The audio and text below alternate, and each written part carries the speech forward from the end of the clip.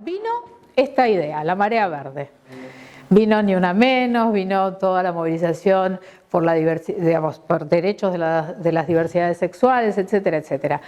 Y es en ese contexto que tienen que leerse los scratches. Los scratches no vienen de la nada, los scratches vienen de una nueva mirada de las pibas sobre los vínculos sexuales y sobre el erotismo y sobre las pautas de erotización que existen en nuestra cultura, y vienen con una nueva mirada sobre viejas prácticas, ¿no? Viejas prácticas que todavía son prácticas muy cotidianas, muy presentes, son viejas, pero eso no quiere decir que no estén más en las formas de seducción, de cortejo o de aproximación a los vínculos sexuales.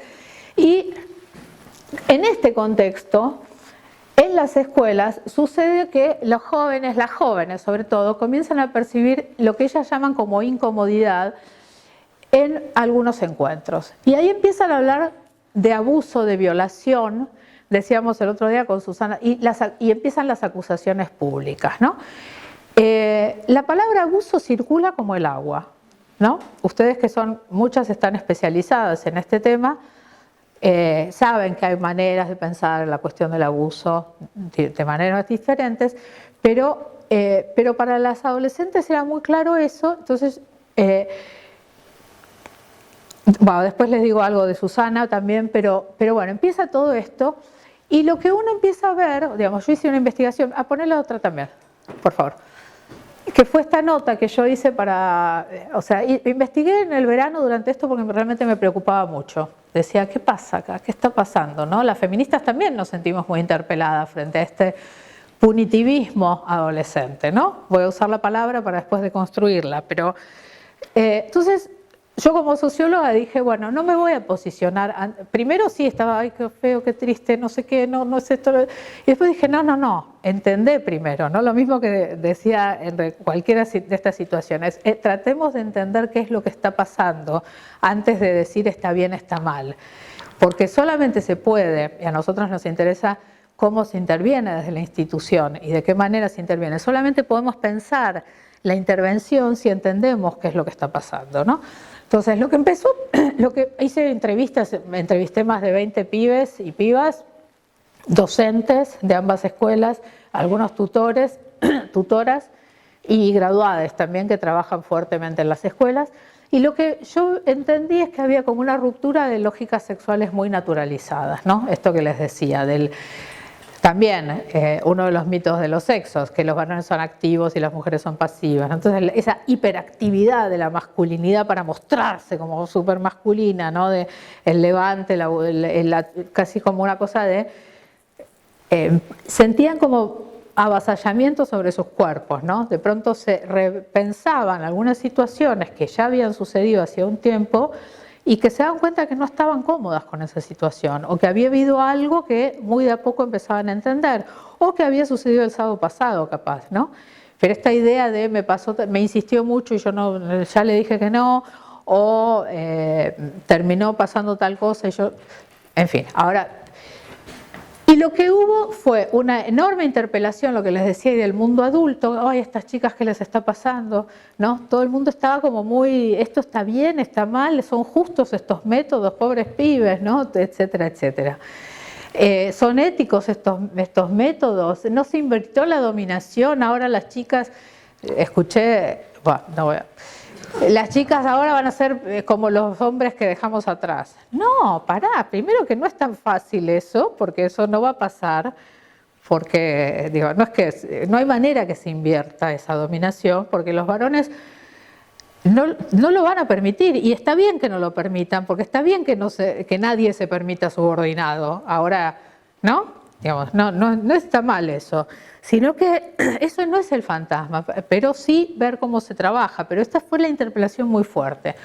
Entonces, lo que yo creo es que todo ese temor y esa situación de incomodidad también del mundo adulto, entre la cual me incluyo, frente a esto que estaba sucediendo en las escuelas, de alguna forma operó como un vidrio oscuro, como si fuera un vidrio esmerilado que no podíamos ver lo que estaba atrás, porque estaba nuestro juicio mucho antes de la comprensión, y por eso fue que me puse a investigar. Trabajé sobre 2 escuelas, que fueron el Pellegrini y el Buenos Aires, en la capital, ustedes saben que son colegios bastante particulares porque son universitarios, son elitistas a pesar de ser gratuitos, etcétera, etcétera. Pero quise trabajar con otros colegios de sectores populares, pero la verdad es que no alcancé a tener suficientes testimonios como para poder hacer realmente algo importante. Yo lo hice todo esto en enero, durante mis vacaciones, pero bueno, lo que vi me permitió entender algunas cuestiones. Pasemos.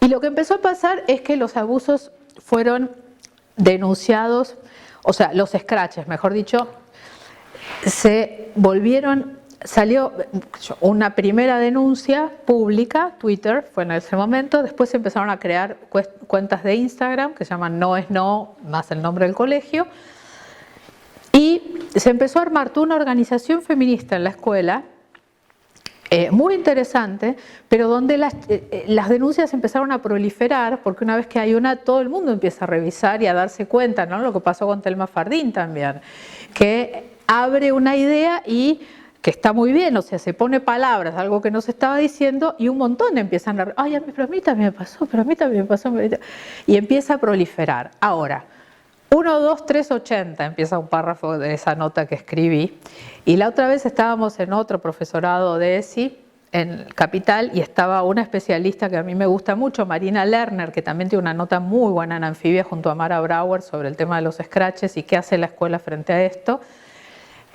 anterior a la mía, pero es muy súper interesante, digamos, no tiene campo, pero tiene una teoría muy interesante.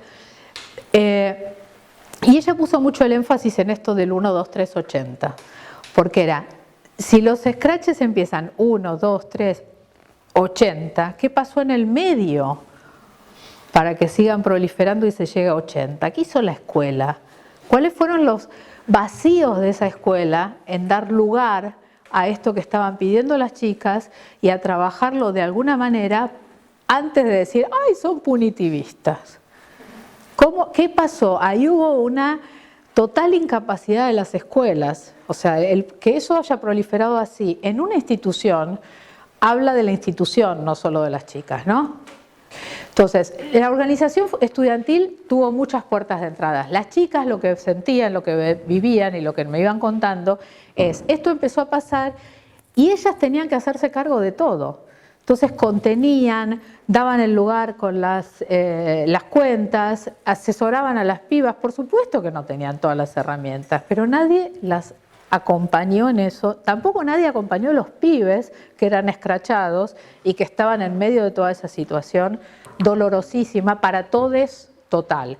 Todo esto fue una hecatombe en las escuelas, se empezaron a pelear los grupos, se sabe, empezaron a tener, había como algunas dinámicas donde les decían a los chicos a los chicos escrachados o a los que incomodaban a alguna chica que no podían ir a las fiestas, porque las situaciones abusivas se producían sobre todo mucho en fiestas, por supuesto.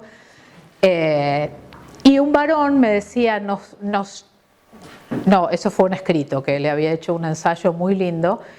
Nos formamos, nos gritamos, nos odiamos, lloramos, nacimos, matamos y morimos varias veces. O sea, en un año estos chicos y estas chicas sentían todo el tiempo al límite su afectividad, su dinámica grupal.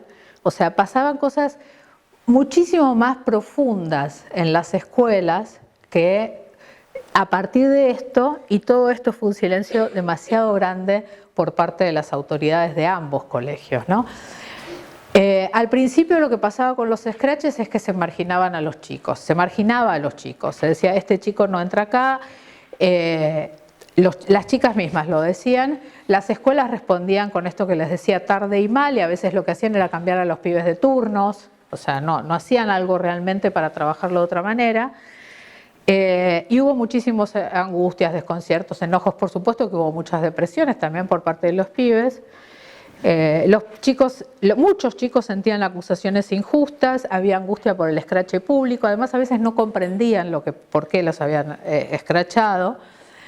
Y para las chicas estaban siempre compelidas a actuar. Y ellas mismas, una alumna de tercer año me decía, no sabíamos cómo tratarlo, nos sobrepasaba. Y ellas mismas decían, la solución que encontramos al principio, la de marginar, capaz que no fue la adecuada.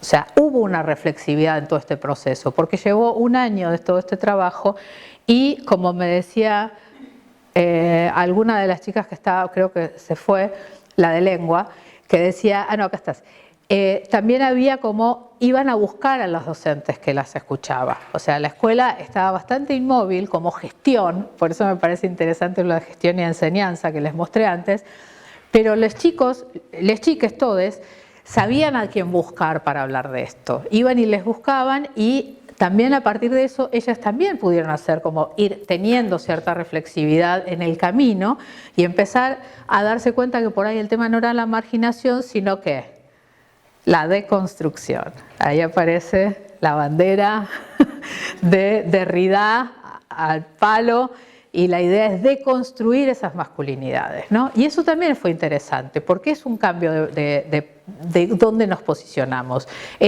¿Son unos cerdos, hay que expulsarlos o qué sé yo? ¿O hay que trabajar para que haya algún otro posicionamiento? Entonces ahí empieza esta idea, pasemos, de toda esta interpelación que hay a la masculinidad, empieza a ser visible una idea que circula muy fuerte, que es, se pasa de pensar este pibe está escrachado y lo marginamos, o este pibe es el escrachado, a la masculinidad está escrachada. Todos los varones en algún lugar podrían, digo, pensado en varones, digamos, esto es un poco esencialista, pero no importa, digamos, como idea de es la masculinidad lo que está escrachada, es la masculinidad lo que está interpelada, es muchos, aunque no hayan tenido una práctica abusiva, quizás pueden reflexionar sobre algunas de las cuestiones que estamos diciéndole a algún otro compañero. Y ahí es donde cambia totalmente el paradigma del mismo escrache, ¿no? Lo que le empiezan la deconstrucción aparece como un imperativo ético, porque las pibas dicen se tiene que deconstruir, ¿no? Entonces se tiene que deconstruir para volver a formar parte de la comunidad, ¿no? Hay una idea de urgencia, pero bueno, estamos hablando de chicas de 15 años, no estamos hablando, o sea, en general todos acá tenemos de 30 para arriba y a veces muy para arriba, ¿no? Como en mi caso, pero digo, hay una idea de lo de hoy, ya, mañana. Entonces aparece como... el primer paso es poder pedir perdón, es reconocer una falta y pedir perdón. Eso es muy importante para las pibas y para muchos pibes empieza también a ser importante. Permite entender un cambio de posición frente a un pibe que por ahí no entendía y por ahí también era como preso de lo que a él le habían enseñado en estos rincones, que la casita, que el no sé qué, que el bloque, que la actividad, la hiperactividad y el bloqueo emocional, ¿no? Entonces también hay una idea de todo eso que queda plasmada en este tipo de prácticas y en lo que las pibas empiezan a pedir.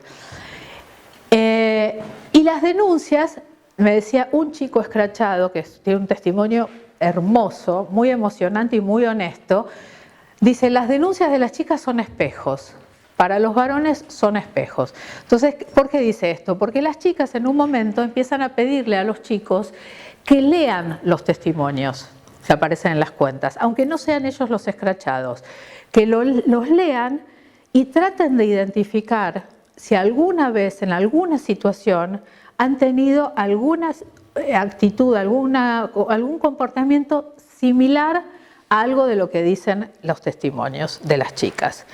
Y que si sienten o perciben o encuentran que han tenido algo así, pueden ir y hablar con la piba. Entonces, les empiezan a hacer como esa solicitud a los chicos y muchos chicos empiezan realmente a tomarlo. Entonces, los chicos que no fueron escrachados, los chicos que yo hablé, con quienes yo hablé, los que no habían sido escrachados, algunos que no habían sido escrachados, me decían que para ellos les sirvió, algunos.